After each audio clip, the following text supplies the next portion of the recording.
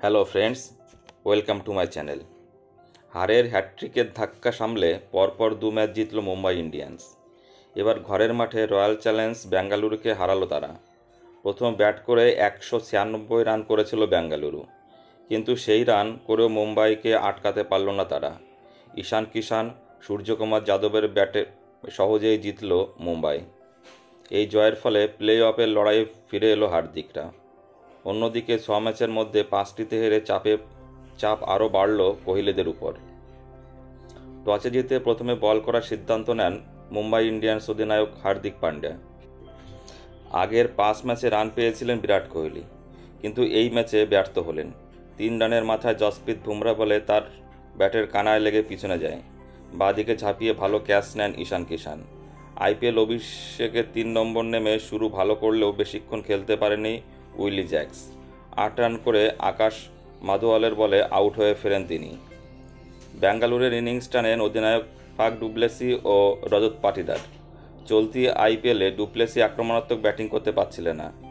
এই ম্যাচে সেটাই করলেন তিনি। ডু প্লেসিকে সঙ্গে নিয়ে পাটিদারও তার ব্যাটে এখনও পর্যন্ত চুপ ছিল। মুম্বাইয়ের পেসারদের বিরুদ্ধে ভালো খেলেছিলেন তারা। রান তোলার গতিও বাড়ার 2 ব্যাটার। 82 রানের জুটি হয় তাদের মধ্যে। জেরাল্ড কয়ার্জির বলে পরপর 2টি ছক্কা মেরে অর্ধশত রান করেন পাটিদার, যদিও পরের বলেই আউট হন তিনি। আরও একবার ব্যাট হাতে ব্যর্থ গ্লেন ম্যাক্সওয়েল। শ্রেয়স গোপালের বলে 0 রানে ফেরেন তিনি। 4 উইকেট হারিয়ে চাপে পড়ে যায় বেঙ্গালুরু। সেখান থেকে দলকে টেনে তোলেন ডু প্লেসি ও দীনেশ কার্তিক। বেঙ্গালুরের অধিনায়কও অর্ধশত রান করেন। তারপর অবশ্য বেশিক্ষণ খেলতে পারেনি তিনি। 40 বলে 61 রান করায় বুমরার বলে ফেরেন তিনি। বুমরা বুঝিয়ে দিলেন কেন তাকে টি-20তে এত গুরুত্ব দেওয়া হয়। গতি ও লেন্থের হেরফের করে ব্যাটারদের সমস্যায় ফেলেন তিনি। কোনো ব্যাটার তার বলে মারতে পারেনি। 2 বার হ্যাটট্রিকের সুযোগ পেয়েছিলেন বুমরা। হ্যাটট্রিক না হলেও 5 উইকেট নিয়েছিলেন তিনি। 4 ওভারে 21 রান দিয়ে 5 উইকেট নেন তিনি। দেখে মনে হচ্ছিল 170 রানও পার করতে পারবে না বেঙ্গালুরু, কিন্তু শেষ দিকে কার্তিক ঝোড়ো ইনিংস খেলেন। মাত্র 23 বলে 53 রান করেন তিনি।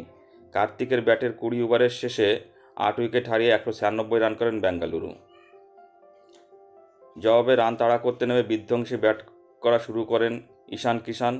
প্রথম থেকেই বড় শট খেলেছিলেন তিনি। বিশেষ করে মোহাম্মদ সিরাজ ও গ্লেন ম্যাক্সওয়েলকে নিশানা করেন তিনি। সিরাজ 1 ওভারে 23 রান দেন, ম্যাক্সওয়েল দেন 17 রান। পাওয়ার প্লের মধ্যেই মাত্র 23 বলে অর্ধশত রান করেন ঈশান।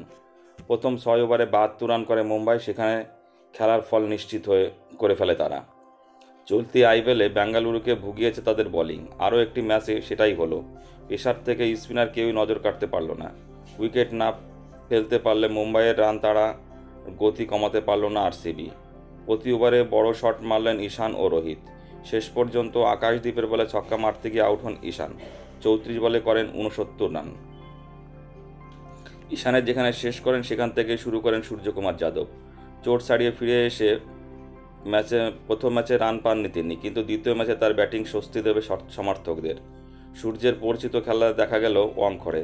ক্রিজ ও বোলারদের গতি ব্যবহার করে একের পর এক ছক্কা মারলেন রোহিতদের দলের ডান হাতে এই ব্যাটার। 38 রান করে আউট হন রোহিত। তাতে অবশ্য সমস্যার কিছু হয়নি মুম্বাইয়ের। 4 নম্বরে নেমে হার্দিক শুরু করেন বড় শট মারতে।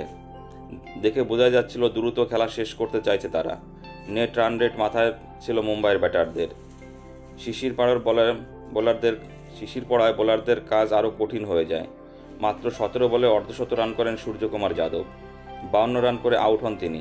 শেষ পর্যন্ত 27 বল বাকি থাকতে 7 উইকেটে ম্যাচ জিতে নেয় মুম্বাই ইন্ডিয়ান্স। ধন্যবাদ।